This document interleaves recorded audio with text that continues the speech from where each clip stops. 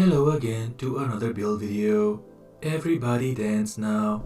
Dance, dance. Hello and welcome, my dear skilled modelers, to another build video of PZL P.7a 1939 expert set from Arma Hobby. Yes, we've reviewed these Arma kits in previous videos.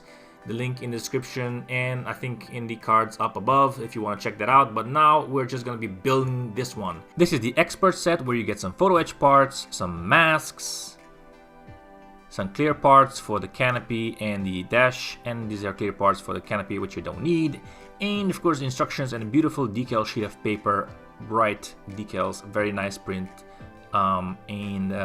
This is the manual, and it's pretty straightforward and simple. We have various paint schemes here that you can choose from, and for this build again we're going for this one, the Krákow version of the plane. Yes, so let's start the build.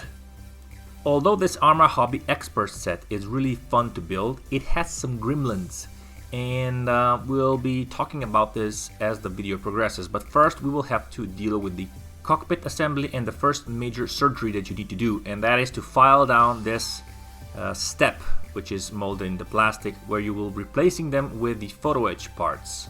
And this step is pretty straightforward. You just kind of remove it and then glue this photo etch material on it. Now in the instructions you don't see this, but you actually have to fold this into itself, so up and over, to make the necessary step. Otherwise you are ending up with basically a photo etch part that overlaps the other, and that's not how it's supposed to go. So just take note that you have to kind of do this very gently, otherwise you will bend this very fragile parts, and make a little step, and then of course attach it with super glue onto the piece of plastic that you've just kind of erased the surface detail. The instructions are pretty straightforward for the most part, but there are certain things in there that you will find confusing, and we will talk about that very shortly. And it starts with the cockpit and this little joystick. You have to assemble it or glue it into place at an angle. I'm guessing at around 45 degrees. Now there are two variants in the manual, where you see one in the straight version and one in the 45-degree version, and basically you always have to put it in a 45-degree version, otherwise you won't be able to see this joy of stick once you've actually glued the two halves of the fuselage part together. And the reason that you have to put it into a 45-degree angle is because the floor is angled at a 45-degree towards the seat. The next minor surgical detail that you need to perform is on the cockpit instrument panel, where you have to remove the surface detail via filing it away. Then you will have to bend these two halves into place and glue them to secure them.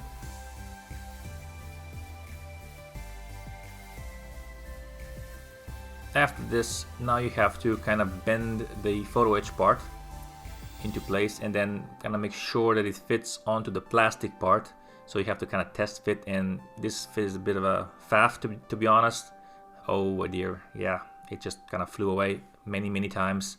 But anyway, here I'm test fitting the metal part onto the plastic to see if it kind of fits. This is a bit of a faff, so if you're not used to the photo etch parts in this small scale, you know, just take your time, just be gentle. For a model this scale, there are a lot of photo etch parts that go into the cockpit assembly, so just take note that you will be using a lot of swear words when you're dealing with them, because they're really small. Sometimes you kind of question whether or not it's feasible to use photo etch parts on such a small scale, but it does give a bit of a pizzazz to the final build once they're actually attached. It just takes patience. And this is a tricky one. Now you're supposed to fit this, I believe this is called a trim wheel, on the right side, or actually the left side of the seat. You have to cut the bar that supports the seat, and the bar is a little bit too thick. So what is end up happening is the wheel that's supposed to be attached a little bit to the side is basically very near to the seat. So I did this the first time and I did this the second time around. I just don't care, to be honest. It's fine as long as it's there. Here I'm attaching the seat belts, or actually the harnesses for the airplane, and they're pretty straightforward. You just put some glue, super glue on each end, and kind of stick it until it sticks. that's basically it. You just have to be very careful, very methodical, and very gentle, and it's done. Turning our attention to the cockpit instrument panel, where I have to paint it in white because I'm going to be using the clear plastic to represent the cockpit instrument panels. I had to do that because otherwise the instruments will not show through. I used X22 Tamiya clear lacquer to secure the PVC film on top of the instrument panel. Then I proceeded to paint the photo etch part of the instrument panel with NATO black and secure it in place with what is basically wood glue, but it's from Microscale Industries, so it's more expensive. So yeah, that's basically it. You kind of have to secure the instrument panel with some clamps, otherwise it goes all over the place, so I'm using these little clippers. Yeah. Now I'm doing some touch-ups on the instrument panel because I scratched it when I was handling it, and now you have to attach some photo etch parts that represent the dials and I guess the switch. This was a bit of a faff too, and many swear words were said during this process, but I managed to do it. Yeah, but I did break it off several times. Now, for the interior cockpit paint, the instructions call for silver gray, but I didn't have silver gray, so I mixed these two colors together by eye. But I really didn't have to because it didn't really make any difference. Maybe it's a little bit sparkly, but not really, because I used washes to simulate shadows. So yeah, this step was pretty pointless. But it was necessary because you were a scale modeler. Yay. Yeah, what she says. Anyway, the paint application went smooth as butter. These paints are really awesome. I know I'm becoming a little bit of a fanboy of AK's real colors, but they are really good, and I do recommend them to anybody, because if you thin them out, they flow nice and they just cover very well. There are not a lot of stock photos of PZL's 7A, so I kind of painted the interior of the cockpit area with the reference photos from the later version, P11 I think, and it just gives a little bit of a character to the cockpit, so it's not so monochrome.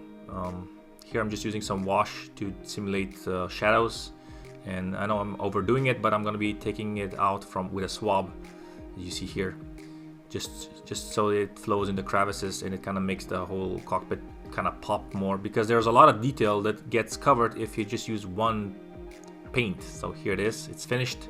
And I applied the same technique to the other parts of the cockpit area and the walls as well.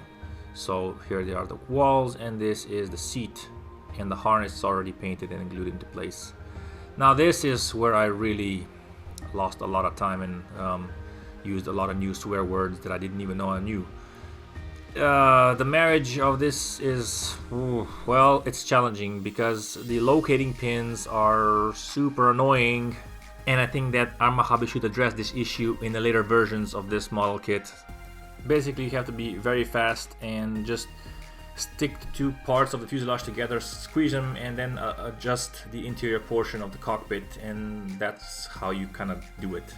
As a result, there's a little bit of a gap on the top, so you have to attend this with putty. And now the more eagle-eyed people will see that I'm gluing the nose section. So what's going on here? For that we need to go back into the past. Yeah. This is how we do it. The two wing sections go together easy peasy using Revell glue without a needle. Yeah, that's how I roll. Don't judge me. Don't judge me. Anyway, once you glue that in place, you're basically done. Well, not quite. You have to attend the edges. Put a little dab of glue on each edge, you know. A dab of glue here, a dab of glue there, and yeah, glue the glue.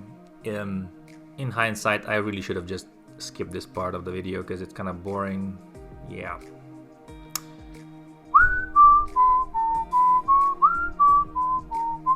Okay. This is the engine cover that goes on top of the engine. Shocker. Anyway, you glue the two halves together, then you have to putty the seam lines like this, and then sand them down to make a smooth surface, and then rescribe the lines so that you know you have lines.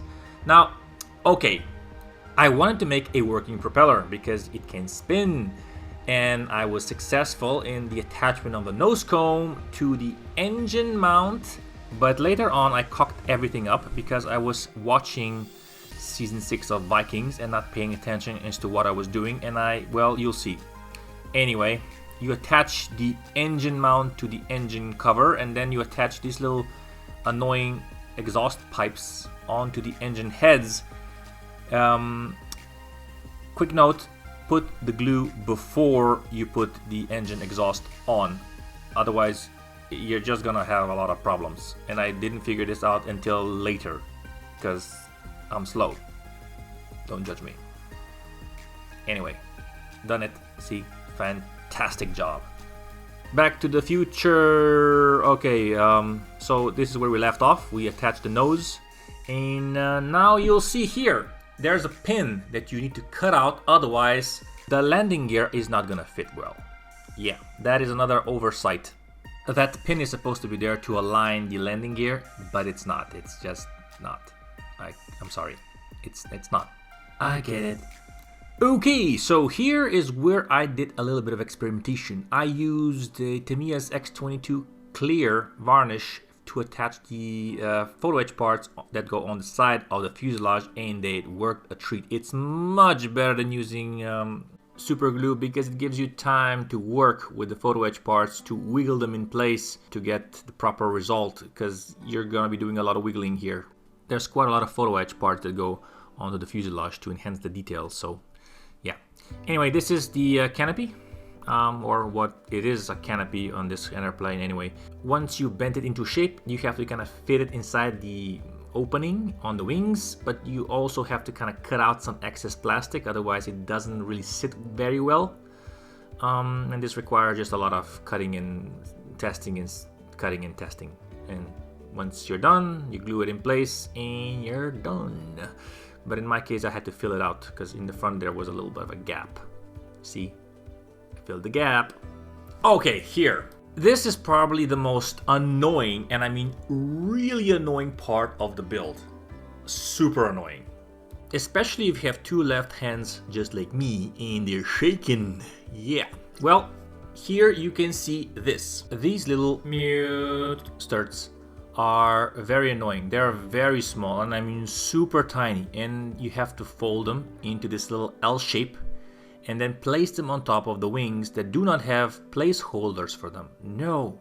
And while there is a very beautiful surface detail on the wings, that very surface detail is gonna give you headaches once attaching these little hoist points for the wings. And the only way to effectively attach these to the surface of the wings is to use super glue in a very steady hand. Otherwise, good luck.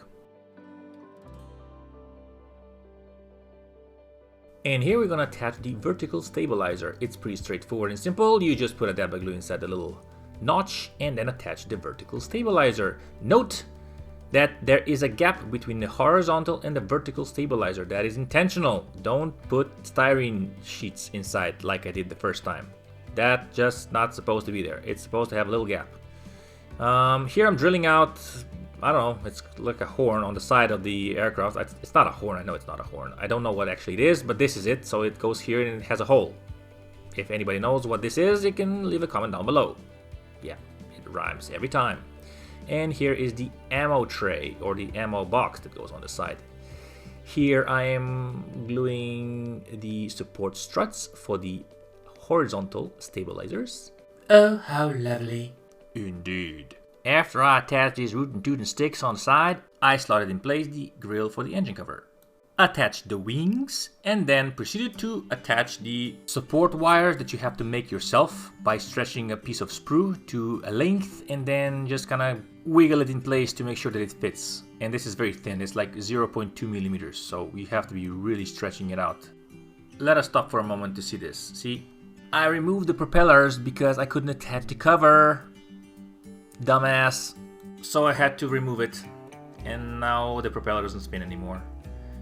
But I've learned a valuable lesson. Don't watch your favorite TV show whilst making models. A valuable lesson indeed. A lesson for life. Here I'm attaching the airspeed indicator on the wings, and you have to attach it to the most inner edge of the wing, otherwise the decal is going to get into the way. And I know this because on the first try I had a problem where the decal kind of scrunched up against the wall of this airspeed indicator. Here I'm attaching some photo etch stuff that go on top of the wings, this little triangle thing, and of course the iron sights in the crosshairs. And the crosshairs is a little bit fiddly because the base is a bit too wide, so it's kind of annoying, but it works. Now it's favorite part of the video. It's painting. Finally painting. My god, it's been such a long time before I painted. Anyway, I use real colors. You see which colors I used, and I'm using super fast painting technique that's called fast forward 20 times. Yeah, it's really a good technique to master if you want to build quickly and efficiently. I'm just kidding, this is just fast forward in editing software.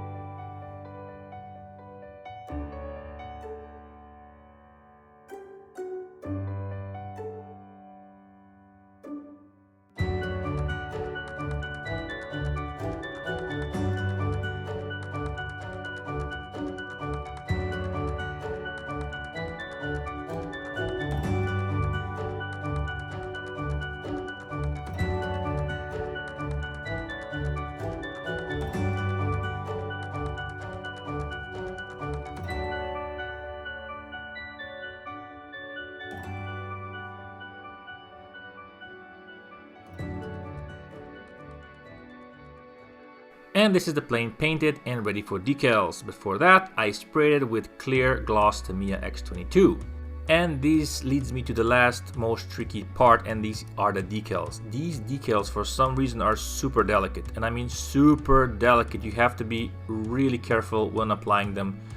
And I suggest using plain water just to position them in place, and then after that use decal solution to soften them up, because otherwise, oh my god, they just go crazy bad very quickly, and they just require a delicate hand. That's all I'm saying. So overall, I really enjoyed building this model, and I'm probably gonna build this model again despite doing it twice already. I would not recommend the expert set to a beginner, but anybody who has any experience with photo etch and models in general will be able to build it with some effort. Anyway, this has been a build video for the PZL P.7a. Thank you for watching, and thank you for subscribing, commenting, and all that stuff, and enjoy the fruits of my labor. Bye bye.